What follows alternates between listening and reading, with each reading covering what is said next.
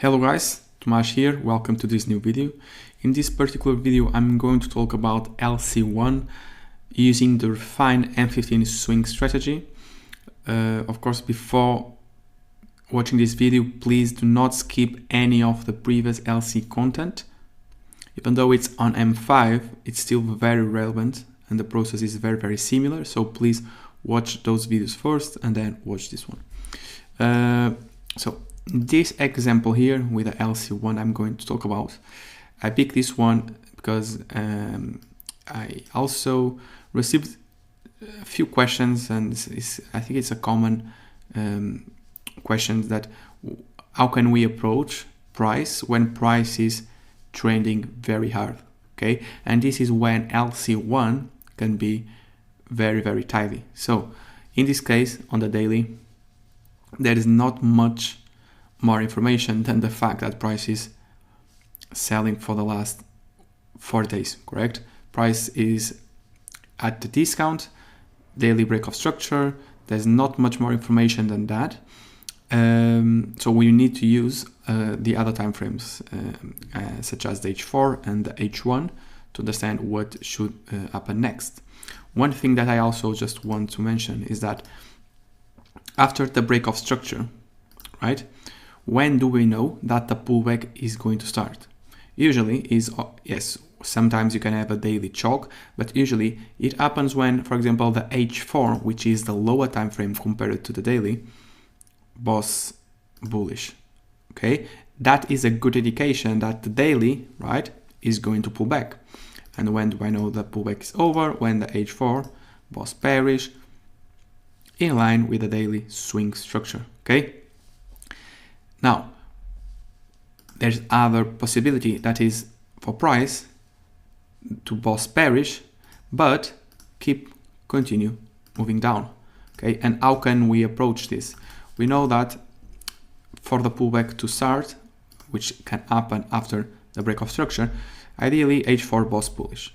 But while this is protected and while this is holding is internal, let's say internal daily high or H4 protected high. So while this is holding, we can and we should assume it's going to hold. We should not assume this will fail, okay? Yes, we can use multi-time frame analysis, understand that we just boss on the high time frames, and we can make a push to the upside playing the pullback. But while this is still holding, I will not assume this will fail, okay? It's almost being, how can I say, it's almost being very persistent with the idea that structure should hold until it doesn't, period, okay? So when price push back up, or even here, which we are a little bit in discount after the ball, so price can definitely pop up, but while this is holding, I'm still looking for sales. So, and this is where you can use your experience, the way you like to trade, to approach these scenarios. What I mean by that, for example, you can look to sell from here aggressively, such as soon as price reach your medium time frame POI, you look for sales, or you can simply do something different, which is wait for more confirmation, because I understand that we are lower in the leg, and once I have a good confirmation that this low is weak, I then look to get involved. So even though the idea remains the same, which is this high is going to get run, I'm also very aware the fact that there are two possibilities of getting involved. One, being aggressively, getting involved straight away, assuming, almost having like a blind assumption that this is going to hold, which is fair enough, it's valid. Or if you are more conservative, you wait for the shift, we have the indication how this low is going to get run, and then you look to get involved. And yeah, there is also good scale-ins or continuations around this region. But this is how I approach trading after a time frame breakout structure, okay? I do not assume this will fail until they do, correct? And if for some reason they actually fail, okay, pullback is going to start, price pulls back down, and there we go, okay? This is a very, very brief summary, but I think it's interesting and it's very important. So I also choose this example specific because of that. So, and also because LC1, which is using lower time frame lead, is often utilized in these aggressively continuation trades. At least for me, the way I see it, we developed this method to make sure we capitalize on these trending environments, because sometimes people, and I completely understand, sometimes people can see price go without getting involved, and we have all this leg without getting involved. So how can we get involved in this leg? Exactly with the LC1 I'm going to show you in a minute. So that is the problem, and LC1 is the solution, guys. So in this case, let's see. Okay, on H4, for example, let's analyze very, very quick H4. So basically, how do I know that the pullback of the H4 is going to start? This is a protected H4 high, okay? And this is the leg, correct? This is the leg. How do I know that the pullback is going to start? The pullback of the H4 only starts officially after this break. After this internal break bullish, and now we have indication, okay, the pullback will start. But remember what I said, never assume that order flow will fail until it does. So we can definitely look for sales from here, and depends, of course, how aggressive conservative you want to be. Especially if it's super down in the leg, what you can do, you can wait until price gives you confirmation that this low is weak. So you can wait for the shift.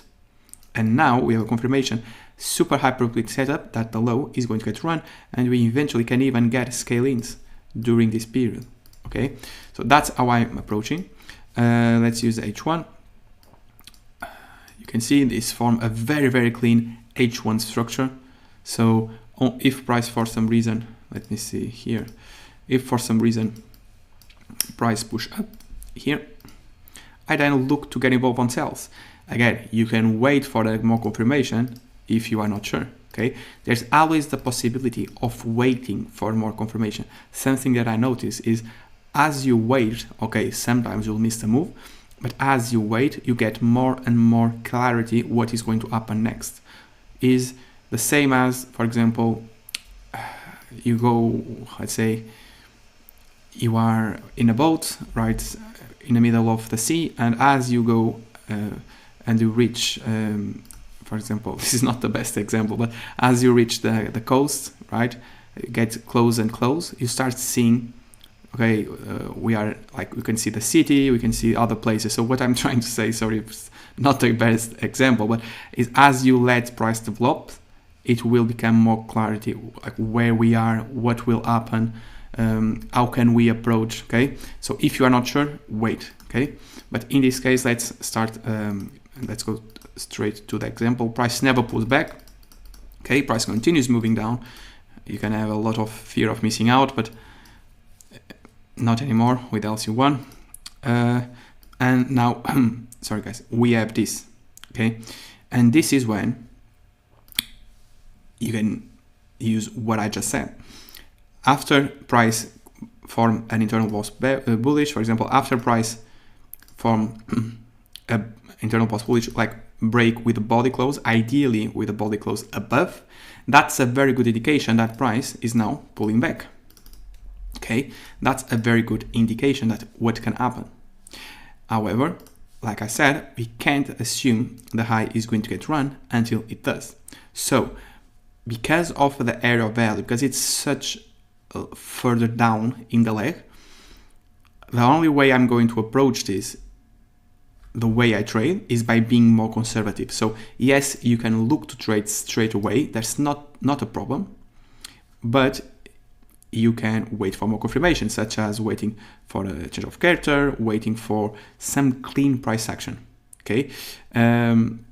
Also, something that I notice is, notice how tiny candles, how slow price action. This was formed during Asia session. So usually during Asia, on GBP/USD, price is range bound. So I'm a little bit more concerned about that, because I know that this can be just small correction, especially during London Open. Price can still develop. The price can still do a much cleaner range. To then, I'm much more confident to look for sales. Okay. Anyway, if let's say for some reason you are happy to look for sales, okay, for some reason you are happy to look for sales, you mark the POI and then you look for an entry model. This is the LC1. Again, lower time frame lead. Remember, lead is on the leg that moved down, the left leg. The moment price formed a lower low, the moment this candle broke previous candle's low here, for me, this is all part of the left leg. Okay, always for me, the moment we form a lower low, even with a weak left leg. Okay, this is lead. And in this case, if you are more aggressive, let's say you are happy to take the trade here, let's say very, very aggressive and you want to take the trade. Okay, price swept the high.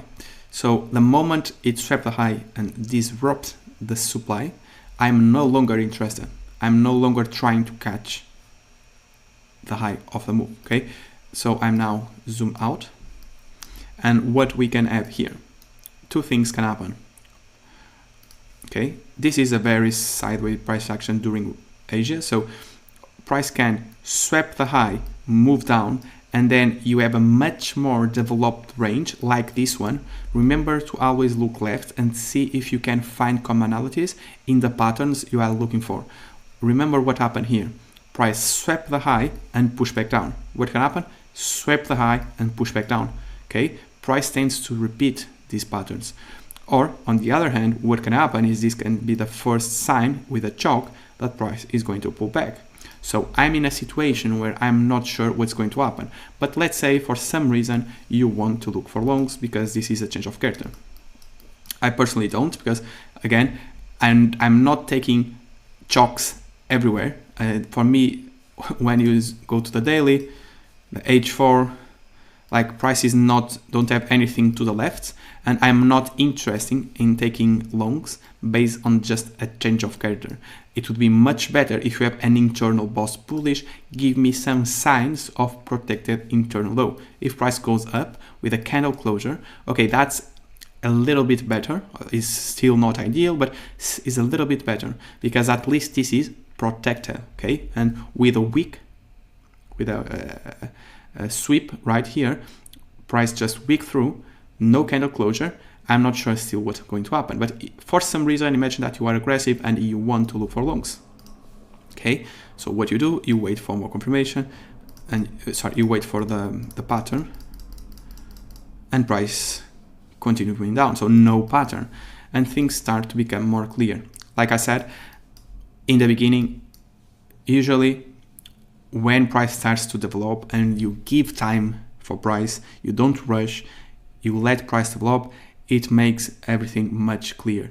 And what happens, price just form a well-developed range, which is basically price went down, went up, swept the high. So everyone that get involved here with limit orders or risk gains, whatever, get swept, and then price move back down. So it gives me some kind of similarities between this and this one. So this some kind of similar to this one.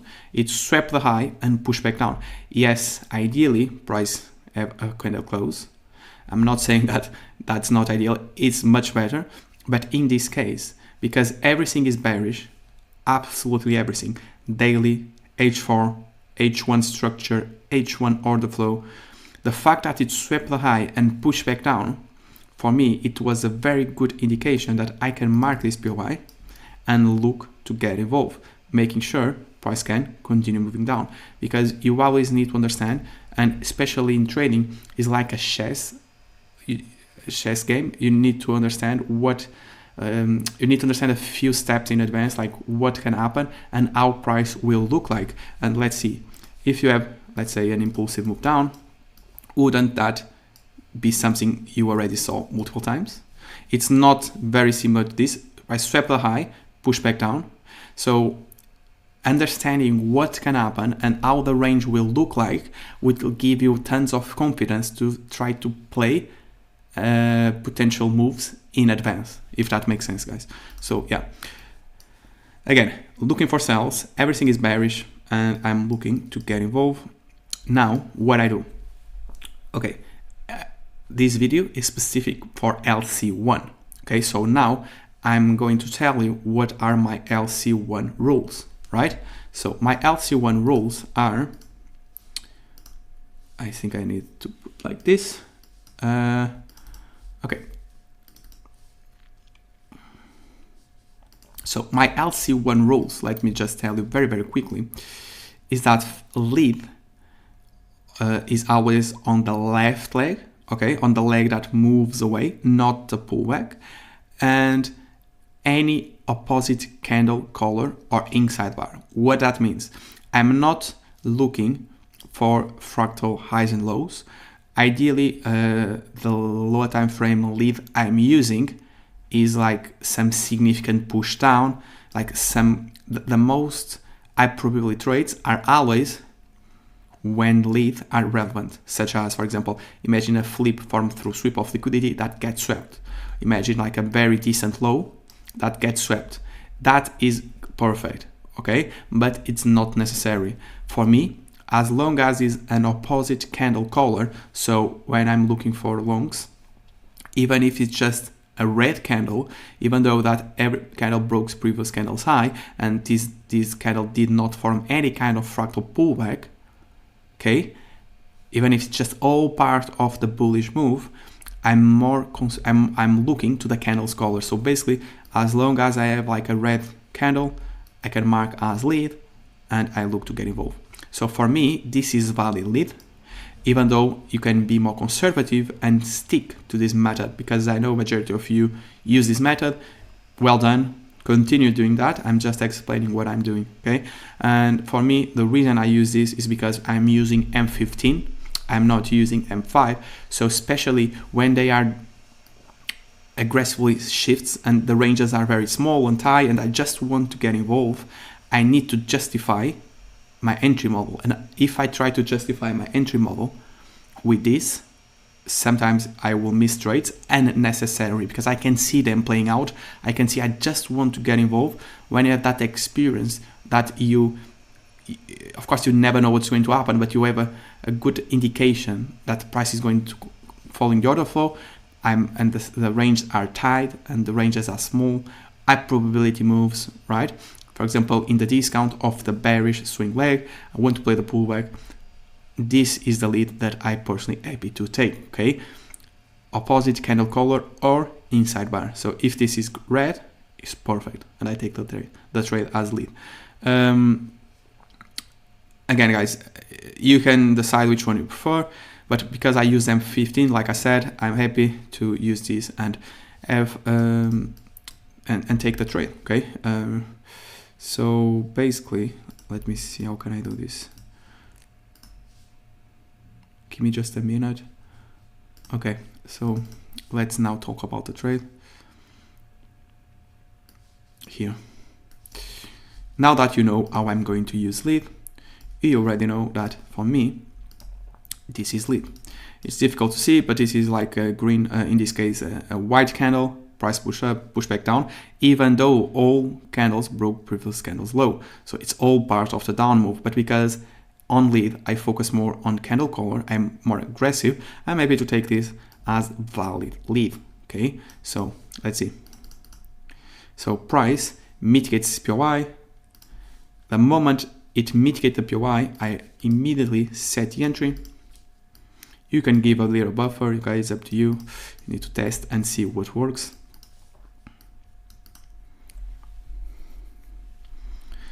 And that's the power of the LC1. The power of the LC1 is that it can help you get involved in this kind of moves, right? When price is trending very hard, you just want to get involved. You understand everything, but you just miss the trade. now you won't miss anymore. Price push back up, mitigate POI. Okay, I really understand that this can happen. Swap the high, push down, mitigate the POI. I understand what can happen and I just want to get involved. It's almost like an excuse to get involved. So you need to be very cautious. You need to have experience and you need to backtest to understand if this is worth implementing or not. Okay, I'm very happy to use this. I have enough data that shows me that this works, but again, you need to test and see if it works for you. The management is up to you. Okay, I don't know what's your management, but you can see it works. One thing that I want to talk about, and this is going to be covered in other videos as well, but just have your brain start thinking, or at least if you already watch other videos to know if you understand the concept, is with the early invalidation method, or whatever you want to call it. In this case, for example, imagine that price gives you the entry here, but imagine that for some reason the medium time frame POI is here. Okay, for the sake of this video, imagine that this is the medium time frame POI. Okay, the entry is ready. So okay, now you got involved. So sorry, forget what I said. The entry is ready, right? But because there is no medium time frame POI mitigation, you can't get involved. Okay, you can't.